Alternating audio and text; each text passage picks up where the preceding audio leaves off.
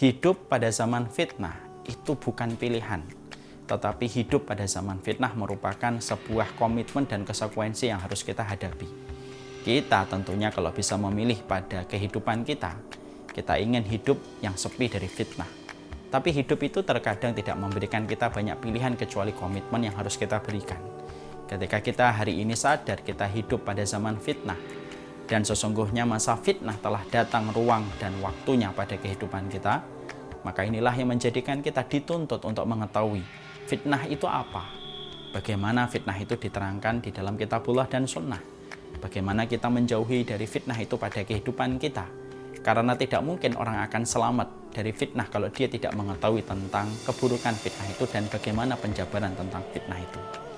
Orang yang tidak memahami bahayanya kolesterol, dia tidak akan selamat dari kolesterol. Orang yang tidak memahami bahayanya overthinking, maka dia akan overthinking.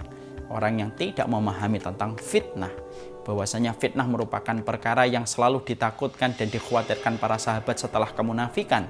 Bagaimana selamat dari fitnah kalau dia saja tidak mengetahui tentang keburukan fitnah? Para sahabat itu, mereka khawatir terhadap kemunafikan.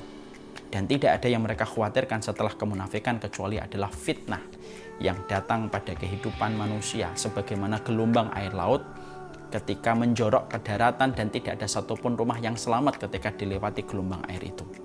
Setingkat Umar bin Khattab, setebal imannya, sekuat takwanya, itu pun masih ketakutan ketika sudah bicara tentang fitnah. Pada sebuah riwayat disampaikan bagaimana Umar bin Khattab bertanya, siapa di antara kalian yang mengetahui tentang hadis masalah fitnah yang pernah disampaikan Nabi? Tidak ada yang mengacungkan jarinya kecuali adalah Hudzaifah ibnul Yaman. Lalu Hudzaifah ibnul Yaman berkata, fitnatur rajuli fi malihi wa ahlihi wa tukaffaru bis salati was sadaqati wal amru bil ma'ruf wa nahyu 'anil munkar.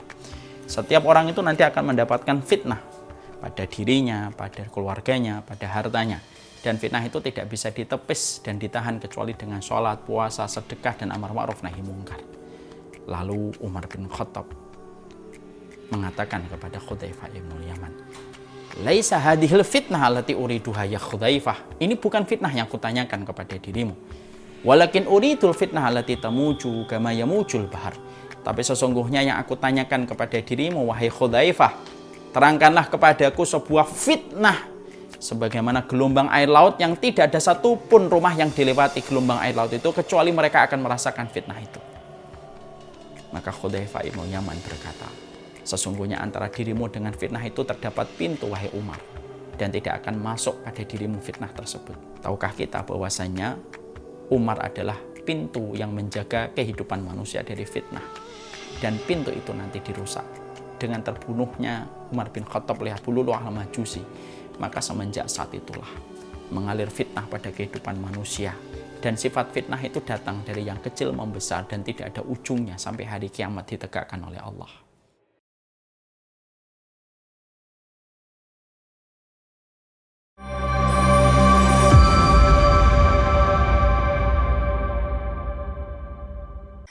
Assalamualaikum warahmatullahi wabarakatuh.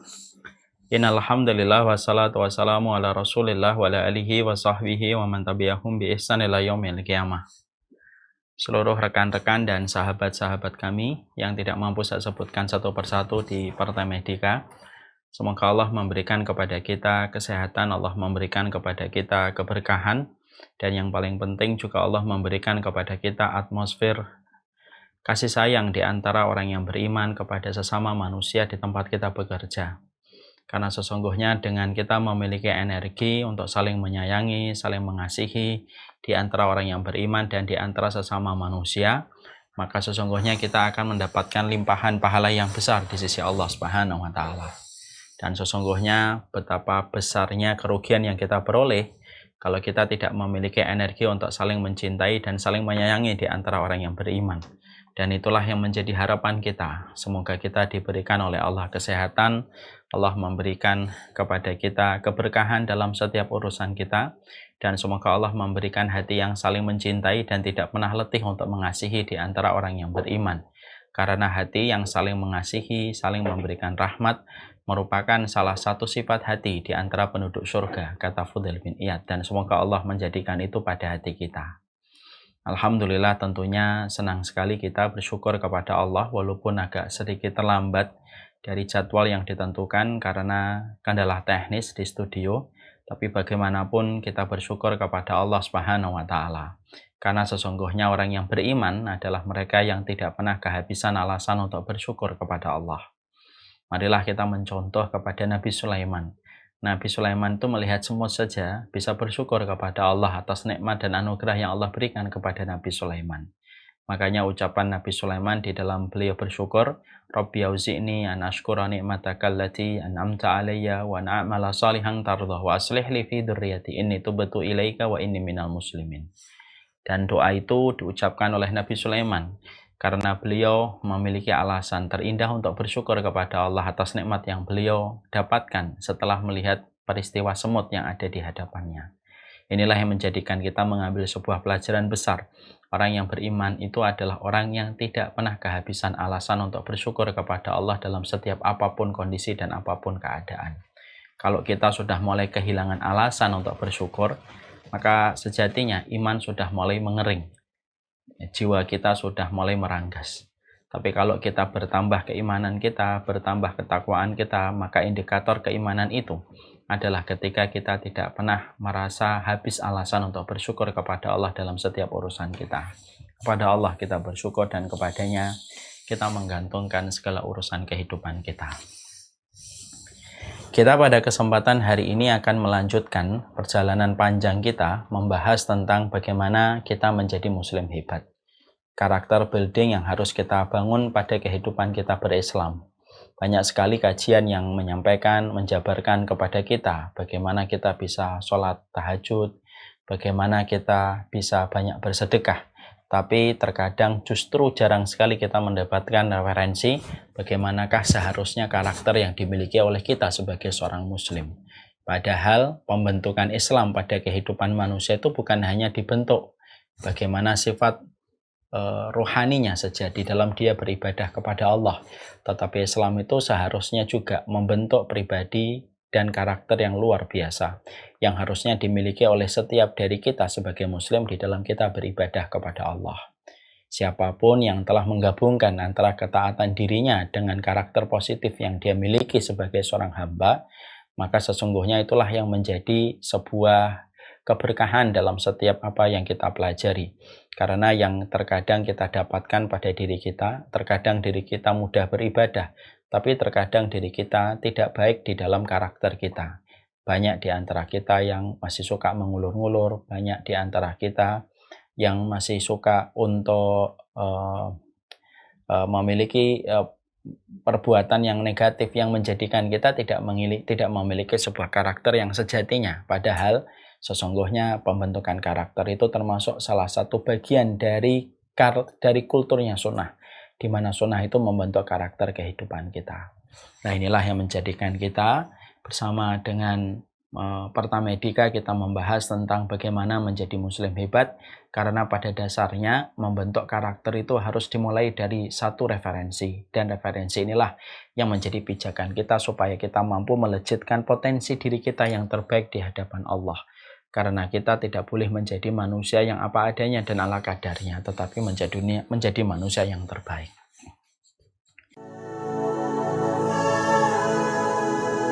Bertemu dengan seseorang yang menceritakan tentang salah satu circle sahabatnya dalam kondisi bergesekan yang luar biasa. Konfliknya begitu banyak, apapun yang meninggalkan Al-Quran, tidak mempelajarinya, kita termasuk pada kategori hamba-hamba Allah. Maka sesungguhnya setelah kita mendengarkan suara qari ini, karena sesungguhnya Islam itu betul-betul menempatkan persamaan dalam setiap anak itu bukan sesuatu yang gampang, terutama ketika mereka kita perintahkan untuk sholat. Kehidupan itu akan menghadapkan kita kepada orang yang kejujuran, yang menjadikan kita akhirnya mengetahui ini wanita apa yang diperbuat sampai setiap keluarganya ketika dimakamkan saya melihat saja. Apalah arti baik secara zahir kalau Allah saja memberikan diskon dan dispensasi selama 1 bulan itu 1 pekan mereka tidak. Inilah dunia. Bagaimana cara kita memahami dunia ini? Lihat doanya Umar bin Khattab. Allah yang mengetahui bahwasanya Nabi Muhammad adalah orang yang paling beriman. Kapan seseorang itu berjalan di atas kaidah Rabbani, Kapan seseorang itu berjalan di atas perbanyak sumpah? Karena orang yang memperbanyak sumpah itu akan mendapatkan. Mereka suka mengatakan la tuhaditsuna illa bil Quran. Ini adalah mobil-mobil limited edition. Harganya 10 kali lipat. Kita rubah narasi menjadi aksi. Mari kita rubah setiap. Selalu merasa tidak tahu, dia tidak akan sombong. Orang kalau merasa tidak tahu, dia selalu menelisik detail.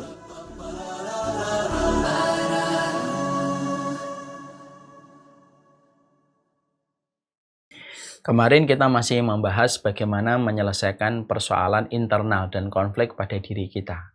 Karena setiap masing-masing dari kita ada ujiannya, ada konflik internal. Ada sebuah kendala diri yang Allah berikan kepada setiap manusia, di mana Allah uji kita dengan konflik diri pada diri kita supaya kita mampu melejitkan potensi yang terbaik.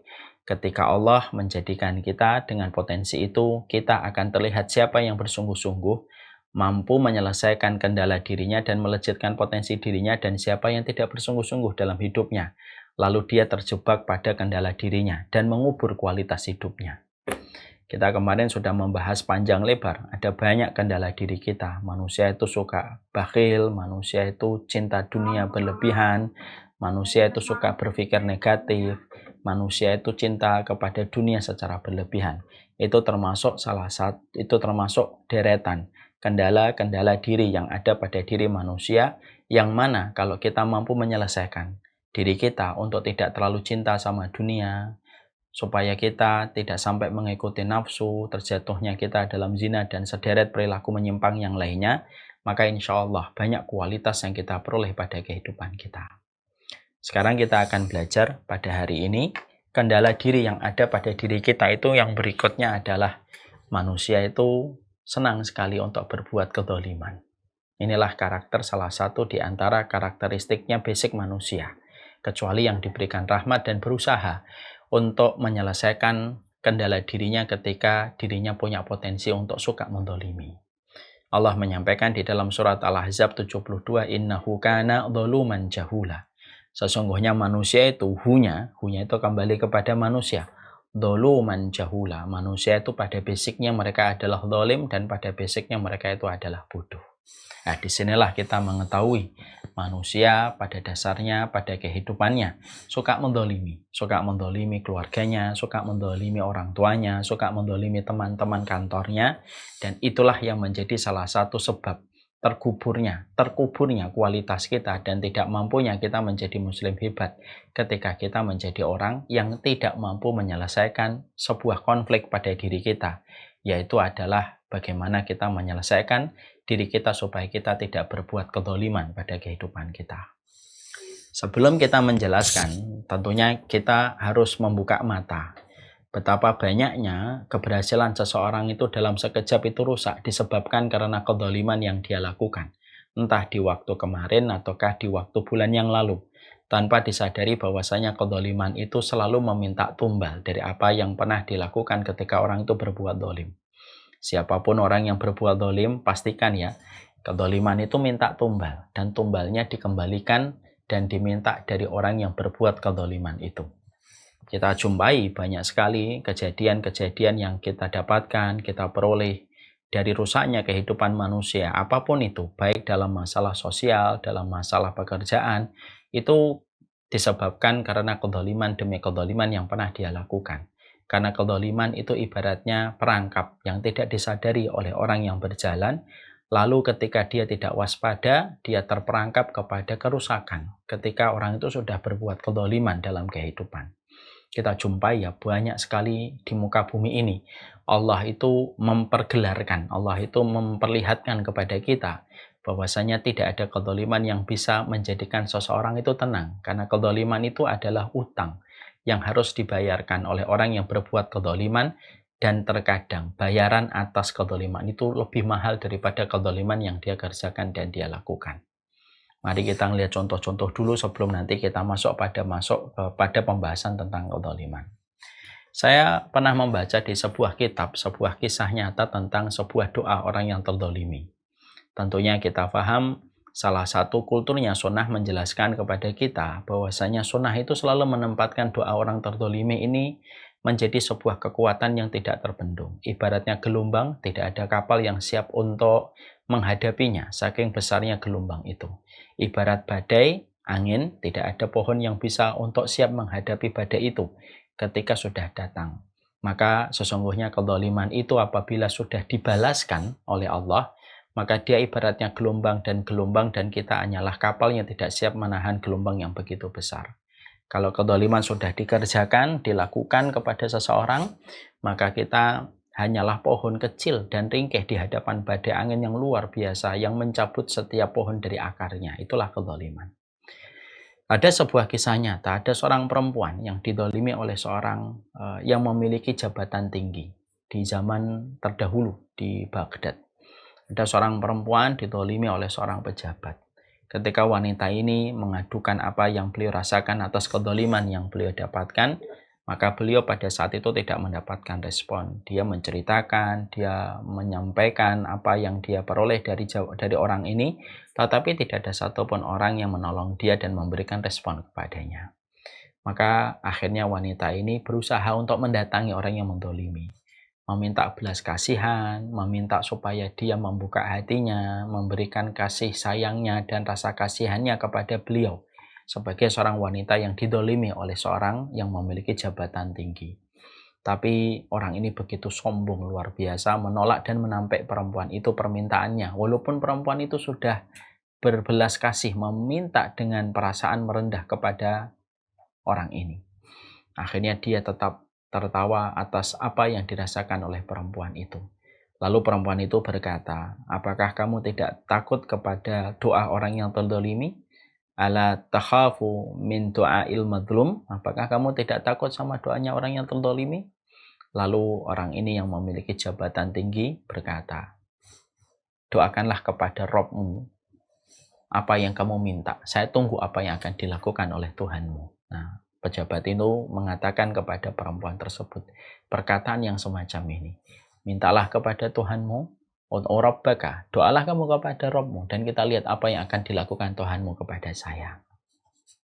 Perempuan ini merintih, perempuan ini merasa tersakiti dan sangat terdolimi oleh kelakuan laki-laki ini. Maka beliau berdoa setiap malamnya meminta kepada Allah Subhanahu wa taala supaya Allah menegakkan keadilan kepadanya. Supaya Allah membalaskan apa yang beliau rasakan kepada orang yang telah mendolimi. Dan akhirnya setelah beberapa bulan tanpa disadari,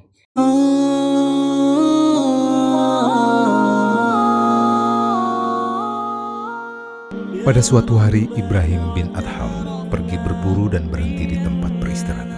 hasanah itu melebihi semua hadiah-hadiah mewah yang diberikan oleh orang lain kepada kita. Sampai Rasulullah menyampaikan di dalam salah satu riwayat, khairul quruni qarni, tsummal ladzi yalunahum, tsummal ladzi yalunahum. Kenapa doa ini termasuk salah satu doa 40 Robbana yang kita harus lakukan? Masya Allah, luar biasa bagaimana Umar bin Khattab menjaga hatinya.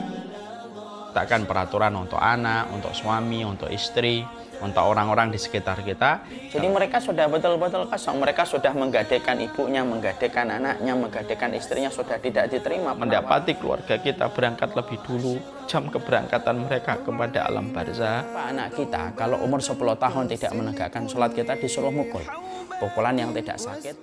Siapapun yang apabila dalam kehidupan ini yang mereka harapkan itu hanyalah apa yang ada di sisi manusia. Maaf ya, coba kita merenungkan. Kalau kita mungkin ketika melihat bagaimana peristiwa, semua tata cara di dalam kita berdoa, contohnya menyebut Asmaul Husna, sholawat kita kepada Rasulullah. Dan akhirnya setelah beberapa bulan tanpa disadari, laki-laki yang asalnya memiliki jabatan yang begitu luar biasa, dielu-elukan oleh banyak orang, dihormati oleh banyak orang, terperangkap kepada sebuah kasus besar yang akhirnya menjadikan orang ini dilecehkan, dicemooh, bahkan hukuman yang diberikan oleh masyarakat kepada dia jauh lebih berat daripada apa yang dirasakan perempuan ini. Ketika dia sedang diarak di kota Baghdad, maka dia berjumpa dengan perempuan yang pernah dia zalimi. Ketika dia berjumpa dengan wanita yang dia zalimi, dia ketakutan. Lalu wanita ini berkata, saya telah mendapati Robku memperlakukan engkau sebagaimana engkau telah memperlakukan diriku dan bahkan lebih apa yang Allah berikan kepada dirimu. Lalu menangislah laki-laki ini sambil dia dihukum. Disinilah kita akhirnya mendapati sebuah pelajaran. Ini kisah nyata di dalam sebuah kitab. Disinilah kita menjumpai sebuah perkara besar, bahwasanya tidak akan ada orang yang tidak akan ada ketenangan bagi mereka yang telah berbuat kezaliman. Karena sekali lagi kezaliman itu bukan perkara biasa, tetapi kezaliman itu merupakan utang yang harus dibayarkan sama orang yang berbuat kezaliman itu, dimanapun itu berada. Dan kita melihat berapa banyak pejabat-pejabat, berapa banyak orang yang memiliki kedudukan, berapa banyak orang yang memiliki perusahaan. Semuanya itu hancur, luluh lantah, berantakan, tidak tersisa. Dan kalau di breakdown, kalau dibedah itu, ternyata salah satu pemicu rusaknya apa yang dia telah peroleh, apa yang telah dia capai, karena kezaliman yang pernah dia lakukan di waktu lalu. Lalu kezaliman itu terus membayangi dia sampai akhirnya rusaklah kualitas dia di dalam kehidupan. Nah, inilah yang menjadikan kita harus paham bahwasanya di antara perkara yang bisa menghambat kebaikan dan kualitas kehidupan kita ini kalau kita sudah menzalimi manusia. Kalau kita sudah menzalimi manusia, maka sejatinya kita tidak akan tenang karena kita berhadapan dengan zat yang tidak pernah meridai setiap kezaliman. Makanya Allah sendiri tidak pernah menzalimi kehidupan hambanya. Makanya Allah itu mengatakan di dalam salah satu hadis qudsi, inni haramtu dzulma ala nafsi wa ja'altuhu muharraman bainakum. Aku haramkan kezaliman kepada diriku, kata Allah. Aku haramkan kezaliman kepada diriku.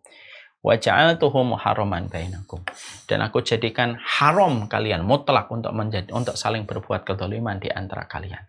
Dan itu merupakan sebuah perkara yang berat. Kalau sudah menzalimi, kita akan berhadapan dengan zat yang tidak pernah ridho kepada kezaliman, dan zat ini menguasai langit dan bumi, dan apapun tidak ada yang mustahil bagi zat yang sudah membenci kezaliman kalau sudah bertindak. Makanya betul kata para ulama salaf, kalau kamu menzalimi manusia, lalu manusia yang kamu zalimi diam, maka waspadalah, hidupmu akan hancur. Karena kamu akan berhadapan dengan kekuatan yang dia mintain tolong ketika diam, yaitu hanyalah kepada Allah Subhanahu wa Ta'ala. Dan sesungguhnya, kalau Allah sudah menurunkan balasan, apapun makar yang dilakukan, yang direncanakan oleh orang yang berbuat kezaliman, apapun makar itu tidak akan pernah mampu mengalahkan makarnya Allah, karena Allah sebaik-baik memberi pembalasan. Nah, inilah yang menjadikan kita merenung. Jadi kalau kita mendapatkan kerumitan pada kehidupan kita, keruwetan pada kehidupan kita, masalah-masalah yang tidak selesai-selesai, salah satu yang harus dievaluasi adalah apakah kita menzalimi? Apakah kita menzalimi bapak kita? Ataukah kita menzalimi ibu kita? Ataukah kita menzalimi keluarga kita? Ataukah kita menzalimi anak-anak kita?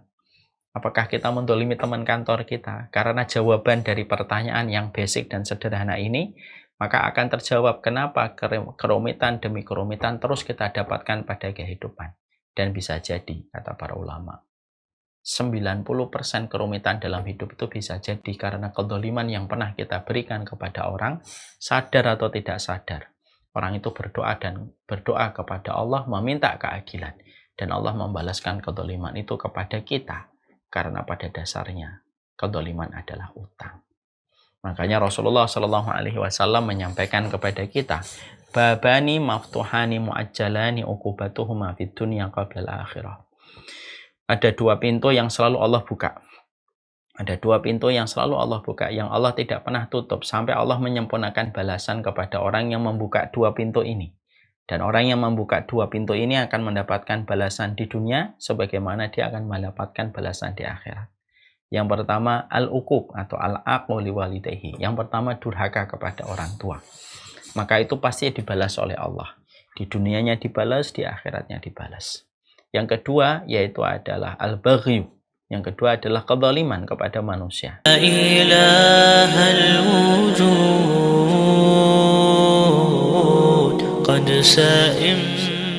Jauhkanlah orang ini dari neraka, ya Allah.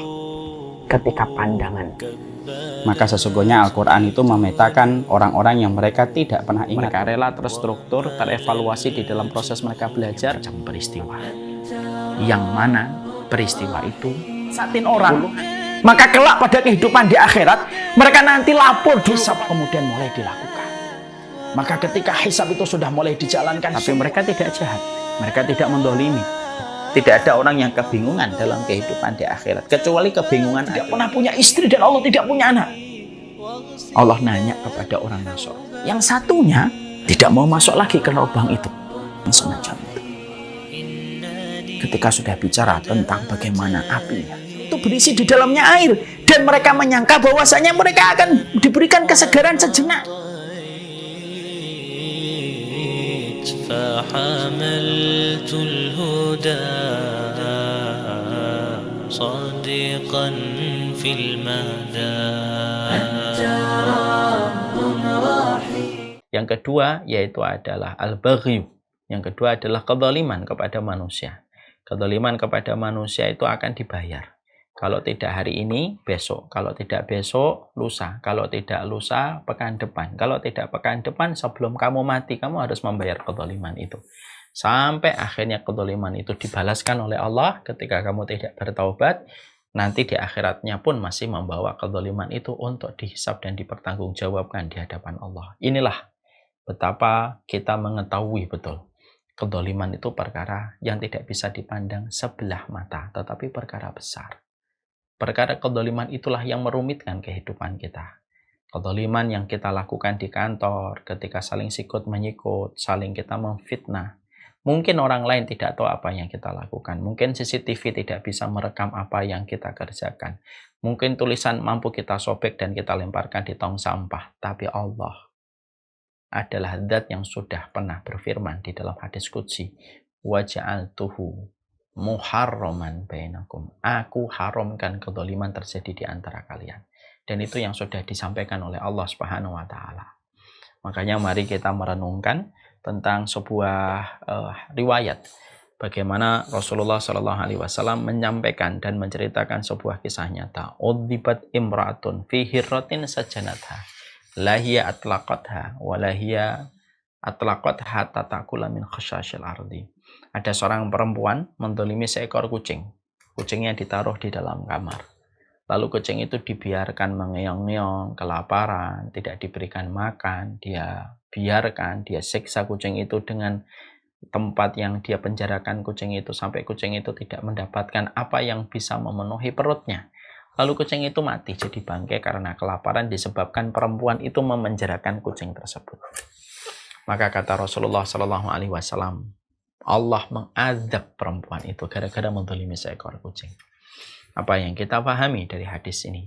Hadis ini bukan hanya menyampaikan kepada kita bagaimana perintahnya sunnah untuk menyayangi binatang. Tapi hadis ini memberikan sebuah pelajaran sangat luar biasa. Kalaulah kucing engkau dolimi, maka Allah yang akan membalaskan atas kedoliman yang kamu berikan kepada kucing ketika engkau mendolimi kucing. Apalagi ketika mendolimi seorang manusia yang beriman kepada Allah Subhanahu wa ta'ala, bertakwa kepada Allah.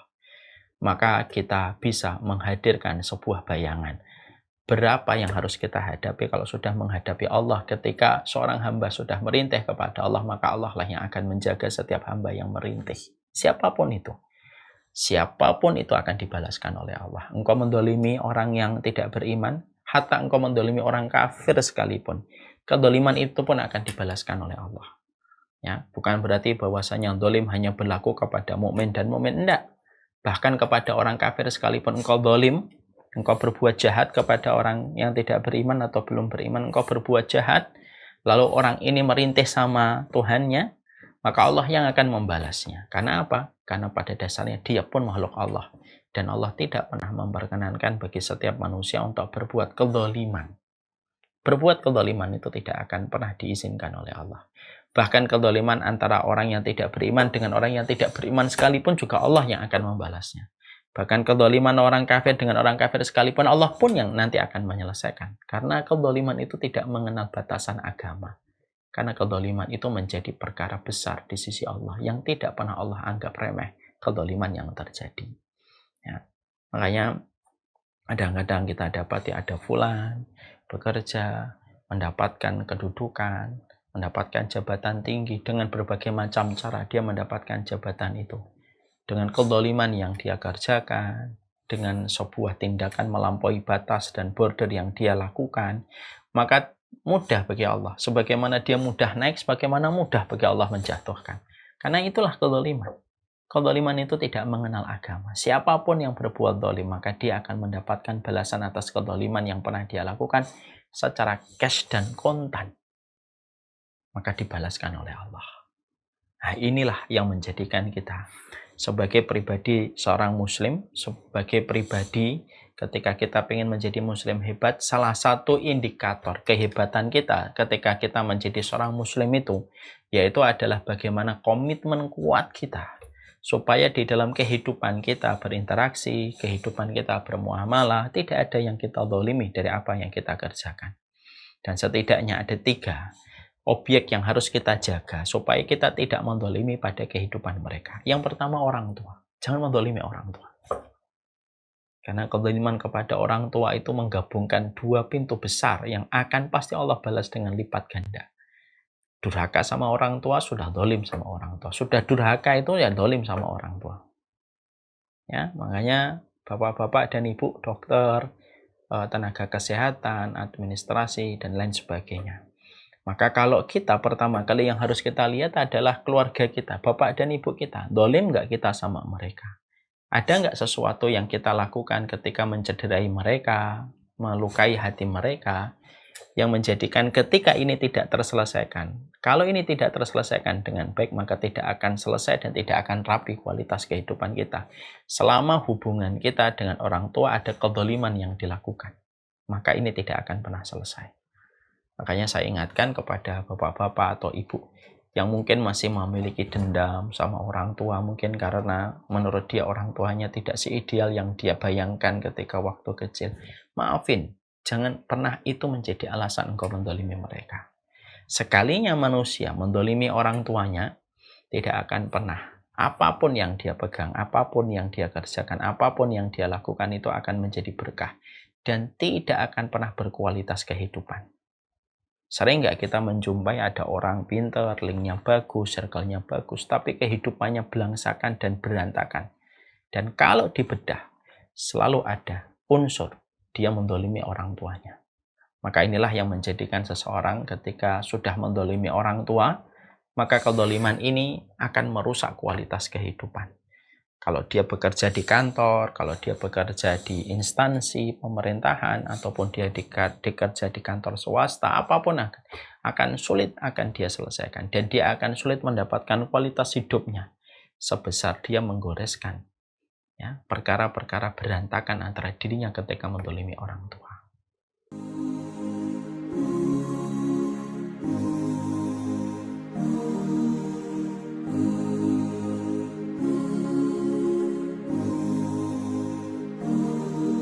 بين الرجاء والخوف قلبي طائر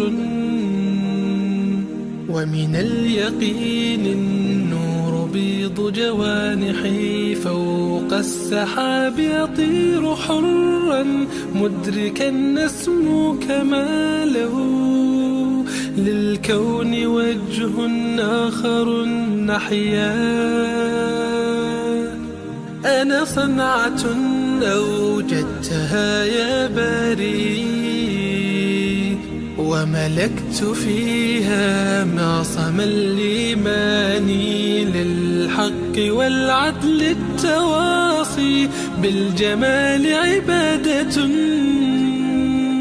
حسن التأمل بالإله وصال كالجمال يرى ويطلب نبعه كالقرب حين دعاء تداعب طفلها وتظنه أملا كما حاجاتنا منا إليك نريد يا الله.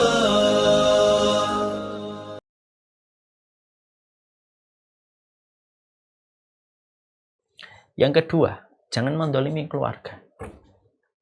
Ya, jangan mendolimi keluarga. Jangan dolimi istrimu, jangan engkau dolimi suamimu, jangan engkau dolimi anak-anakmu. Karena tidak ada satupun orang yang mendolimi orang tua, untuk mendolimi keluarganya, kecuali pasti ini akan menjadi salah satu sebab pusaran banyak masalah pada kehidupan di sekitar kita ketika mendolimi orang-orang di sekitar kita. Dan tidak ada yang akan meminta balasan dari apa yang kita kerjakan, kecuali kedoliman kepada keluarga itu Allah yang akan membalaskan. Ini kisah nyata beberapa hari yang lalu. Ini masih fresh. Beberapa hari yang lalu ini ada kisah yang disampaikan.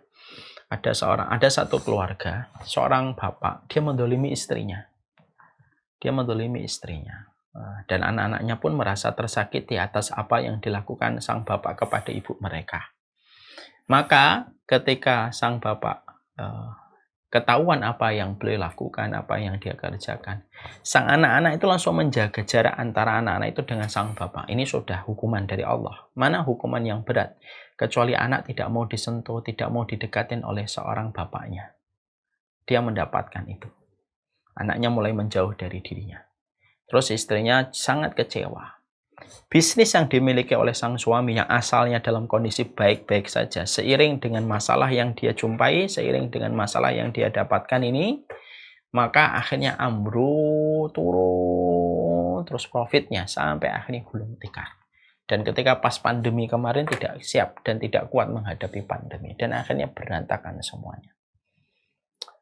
Yang menceritakan kisah ini dari keluarga ini berkata, ya mau tidak mau kita harus mengakui bahwasanya itu mungkin juga bagian dari kedoliman ayah kepada kami, kedoliman papa kepada kami. Nah, itu yang menjadikan kita mendapatkan sebuah pelajaran penting. Kalau kita berpikir kedoliman, jangan hanya berpikir kepada teman kantor, tapi yang harus kita urutkan, dolim, apakah kita dolim sama orang tua atau tidak, apakah kita dolim sama keluarga kita ataukah tidak. Makanya ketika kedoliman yang dilakukan seorang bapak kepada anak, maka menyebabkan akan ada pembalasan yang datang dari Allah. Bukankah seorang ayah yang sibuk dengan urusannya, tidak pernah menyempatkan waktu bercengkrama dengan anak-anaknya, juga nanti akan datang satu masa ketika Allah membalas anak-anaknya ketika sudah dewasa, tidak mau lagi bercengkrama dengan bapaknya sebagaimana bapaknya dulu menjaga jarak dengan anaknya. Bukankah itu juga balasan dari setiap perlakuan dan perbuatan? Berapa banyak orang tua menangis ketika di masa tua, ketika anak-anaknya tidak mau dibersamai sama mereka, dan banyak anak merasa malu ketika didampingi sama orang tuanya, tanpa kita merasa bahwasanya dulunya kita menjaga jarak dan sibuk dengan urusan kita sendiri ketika anak-anak itu hadir pada teras kehidupan kita. Sama pula dengan istri ataupun suami, itu pun sama. Makanya itulah yang menjadikan akhirnya kita menjumpai dan kita mendapati yang kedua, kedoliman kepada keluarga. Itu merupakan salah satu perkara besar, yang tentunya perkara ini akan memendam semua kualitas kita pada kehidupan kita ketika kita melakukan kedoliman kepada keluarga. Kemudian yang ketiga, yaitu adalah kedoliman kita, yaitu adalah kepada teman-teman dan sahabat kita. Makanya inilah yang menjadikan kita akhirnya paham ya, kedoliman kita kepada teman-teman kita, teman-teman kantor, maka itu yang bisa menjadi berbagai macam pemicu masalah pada kehidupan kita. Dolim itu kamu pernah ngomongin dia di belakang, ketika kamu bertemu dengannya kamu memperlihatkan wajah yang manis, tapi di belakang meja kamu mendolimi dia, menjatuhkan kehormatannya, mencari-cari kesalahannya, ataupun sederet kesalahan yang kamu lakukan terhadap teman-teman kantormu. Apapun itu, kalau kedoliman sudah terjadi di antara teman-teman kantor kita, teman-teman di luar kantor kita, itu yang akhirnya menjadi sebuah perkara yang merusak apa yang menjadi kualitas kehidupan kita. Karena rusaknya kehidupan kita itu karena buah dari apa yang kita dolimi dari teman-teman, dari apa yang kita dolimi kepada orang di sekitar kita. Makanya banyaklah meminta maaf, banyaklah minta permohonan ridho kepada teman-teman kita. Kalau kita merasa bahwasanya kita lagi banyak masalah, siapapun di antara kita pengen melejitkan potensi diri kita, ketika kita punya basic manusia itu memang doluman jahula, innahu kana doluman jahula. Kita ini manusia yang dikatakan oleh Allah banyak dolimnya. Sudahlah, kita akui memang banyak dolim, karena Allah tidak mungkin salah. Kita dolim dalam hal ini, kita dolim kehormatan orang, kita dolim menjatuhkan namanya fulan. Terus saja banyak kedoliman yang kita lakukan karena kebodohan kita. Banyaklah meminta keridhaan dari orang tua, banyaklah minta keridhaan dari keluarga, banyaklah minta keridhaan dari orang-orang di sekitar kita dalam tempat pekerjaan kita. Jangan dolimin, karena tidak ada akhir dari sebuah kedoliman kecuali adalah kerusakan demi kerusakan. Tidak ada orang yang mereka merajut kedoliman kecuali akhir dari rajutan itu adalah kecelakaan bagi orang yang menzalimi. Dan itu sudah dinas oleh Allah Subhanahu wa taala. Takutlah engkau kepada kezaliman. Kalaulah kucing aja dijaga oleh Allah kehormatannya, sampai Allah memasukkan perempuan itu ke dalam neraka, itu baru kucing, apalagi manusia. Dan ingat, kezaliman dan balasannya tidak mengenal agama. Mau dia beriman, mau tidak beriman, mau dia taat, mau tidak taat, kamu dolimin orang yang jahat sekalipun, kamu dolimin dia, maka kamu akan berhadapan dengan Allah ketika dia sudah merintih kepada Allah. Itu pun sama orang yang jahat, apalagi ketika sama orang yang tidak berbuat kejahatan. Inilah yang menjadi sebuah perenungan kita. Jangan-jangan masalah demi masalah, problem demi problem yang kita jumpai, itu tidak lain adalah karena kezaliman yang kita kerjakan. Apapun kamu menutupi sebuah agenda kezaliman itu, sebaik apapun kamu menutupi, sebanyak apapun tim yang kamu miliki untuk menutupi kezaliman itu, maka Allah mudah untuk membuka itu dalam sekejap. Karena Allah itu maha berkehendak dan Allah sebaik-baik memberi balasan kepada orang yang berbuat kezaliman. Nah, inilah yang menjadi sebuah perkara yang kita harus pahami supaya kita memahami tentang perkara ini. Ini baru muqaddimah. Hari ini kita baru muqaddimah bagaimana kita sebagai seorang muslim ketika ingin menjadi muslim hebat, kita ini punya karakter suka berbuat zalim. Selesaikan karakter ini supaya kita mampu untuk menahan diri kita dari kezaliman. Siapapun yang menahan dirinya dari setiap kezaliman, maka pada dasarnya Allah akan berikan kemudahan dan berikan makna kualitas pada hidupnya. Kezaliman itu apa saja? Kezaliman itu perkara apa saja? Apa perkara yang menjadikan kita terhindar dari kezaliman dan balasan dari kezaliman? Nah, itulah yang menjadi pembahasan kita insya Allah pada pertemuan kita pekan depan. Semoga Allah memberkahi kita, semoga kita menjadi hamba-hamba Allah yang tidak saling menzalimi. Dan kalaupun kita pernah di kantor, pernah terlibat menzalimi orang, lebih baik meminta maaf. Meminta maaf di dunia jauh lebih ringan daripada kezaliman itu nanti akan berhadapan dengan balasan di dunia, belum lagi balasan di akhirat. Wassallallahu ala nabiyina Muhammad walhamdulillahirabbil alamin.